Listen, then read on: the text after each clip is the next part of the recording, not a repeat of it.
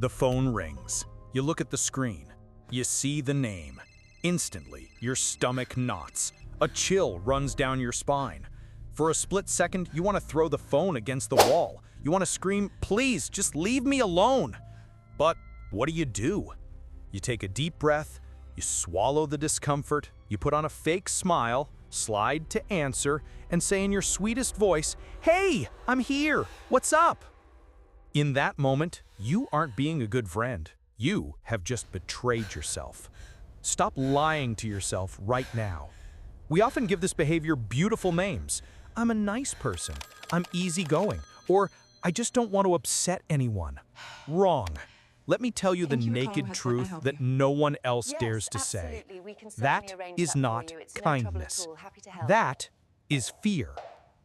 In psychology, we call this the Fawning response.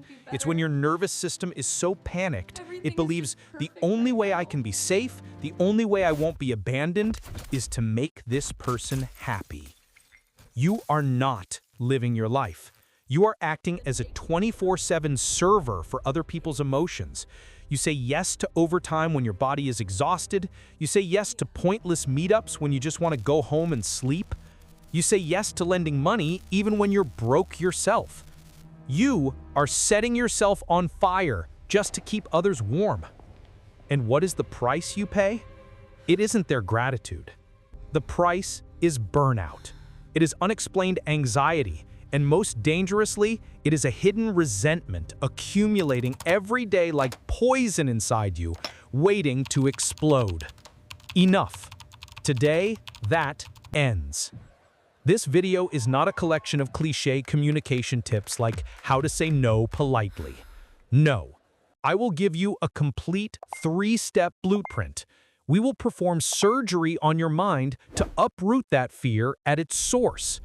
I will guide you on how to set up protective fences around your life, so that next time when someone makes an unreasonable request, you can look them straight in the eye and say no.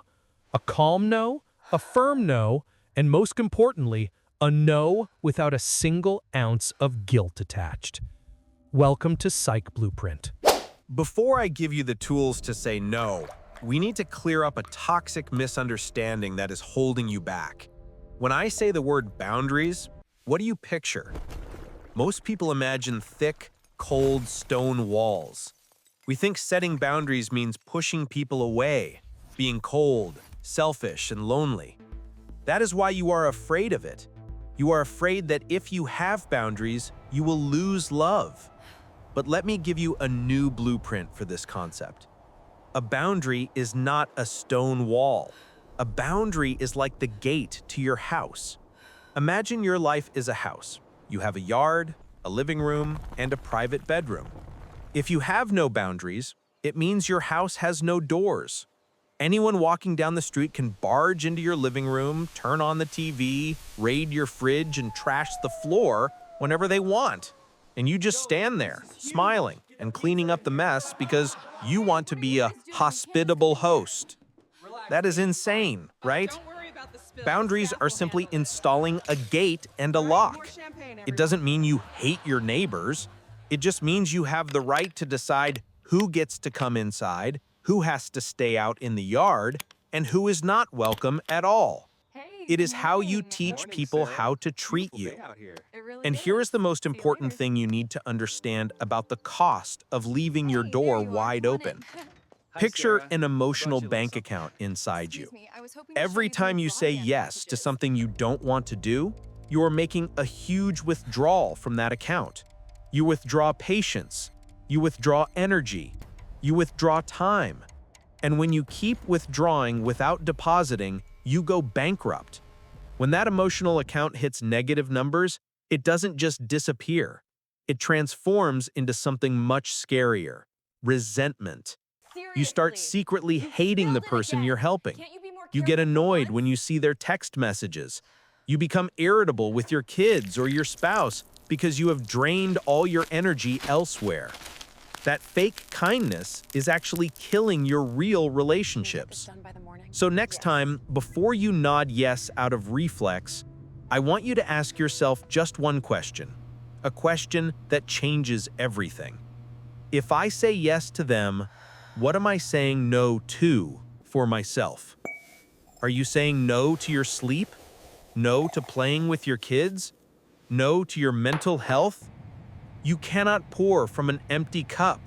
Setting boundaries is not selfish. It is a necessary act of self-preservation so that you can continue to love in a healthy way. Now take a deep breath. We are not here to judge. We are here to understand why. Why does a smart, strong person like you become so paralyzed by a simple request? The answer is not that you are weak.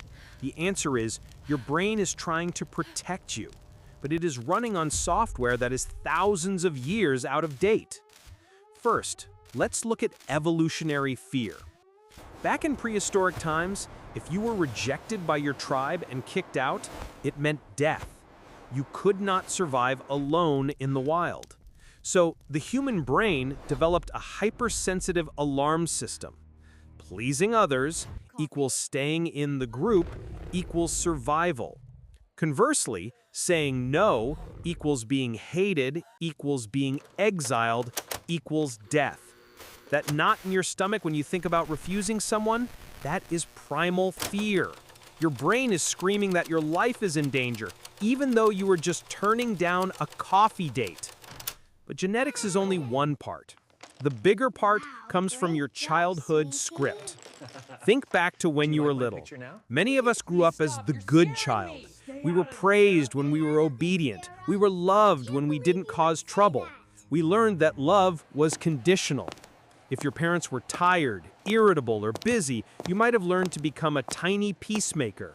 You learned to read your parents' emotions and adjust your behavior to keep them happy. You believed, I only have value when I am useful to others. And as you grew up, you carried that belief into every relationship. You are terrified that if you stop helping, if you stop sacrificing, no one will love you for who you really are. This leads us to the most dangerous trap, the empathy trap. You are a sensitive person. That is a gift, but you are confusing empathy with enmeshment. Empathy is, I see you are sad and I feel for you. Enmeshment is, you are sad and I feel responsible for fixing it so I can feel okay again.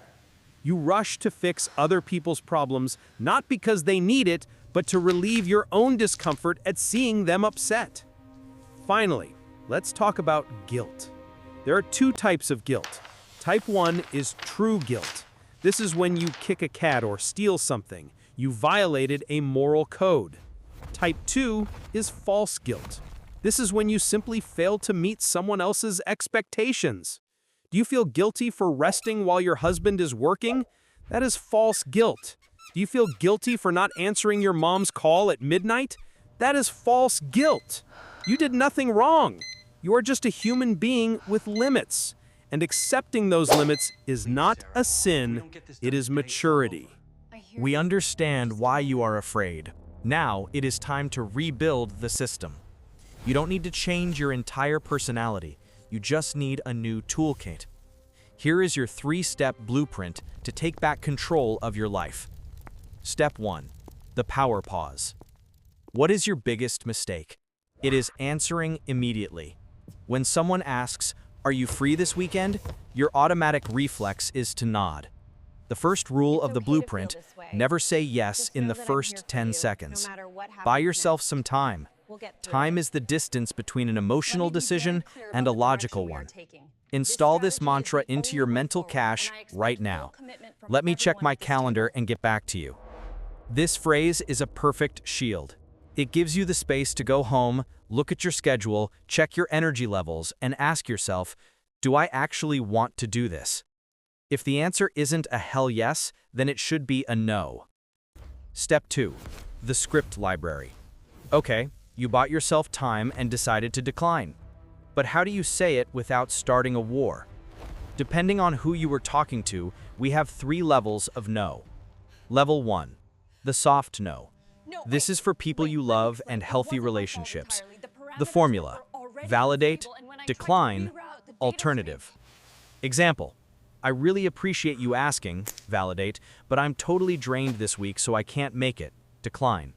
How about we grab coffee next week instead? Alternative.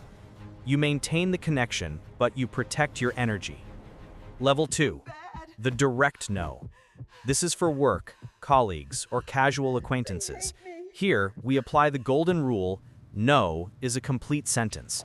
You do not need to invent excuses like your kid is sick, your car broke down, or your house is on fire. Social example. Thanks for the invite, but I won't be able to join you tonight. Work example. My schedule is fully booked right now, so I can't take on this project and still guarantee quality work. Short, clear, professional. Level 3. The protective no. Boundary with consequence. This is for toxic people, those who do not respect your no. With them, words are not enough. You need action. Example. Mom, I've told you I don't want to discuss my weight anymore. If you continue to bring this up, I'm going to have to end this call or leave the room.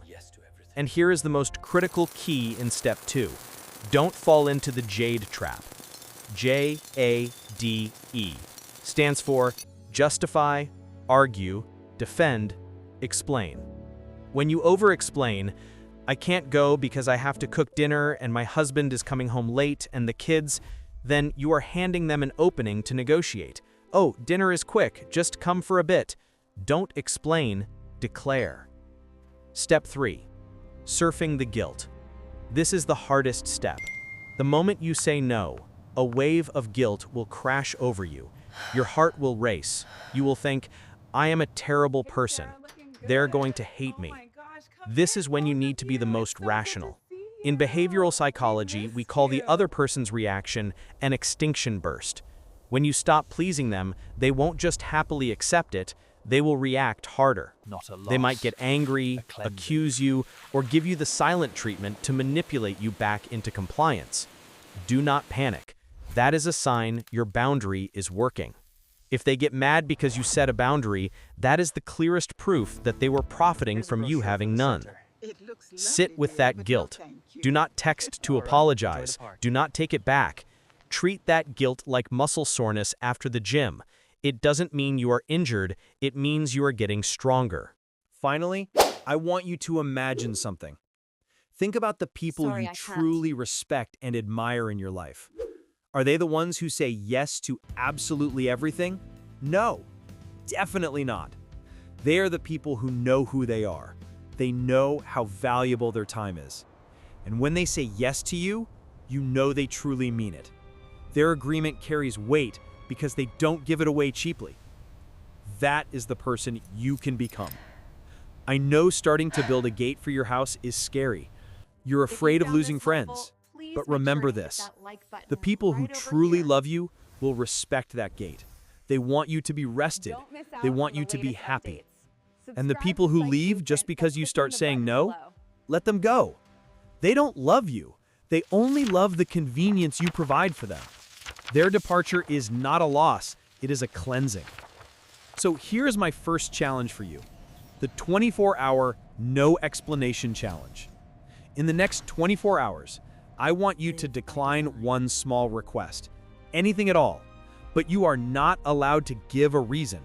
Just say, sorry, I can't do it. That's it. No explaining, no over-apologizing. See how that feels.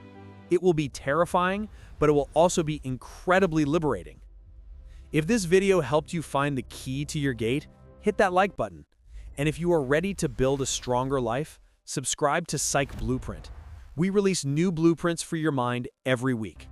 Don't just live by reflex, live by design. Thanks for watching.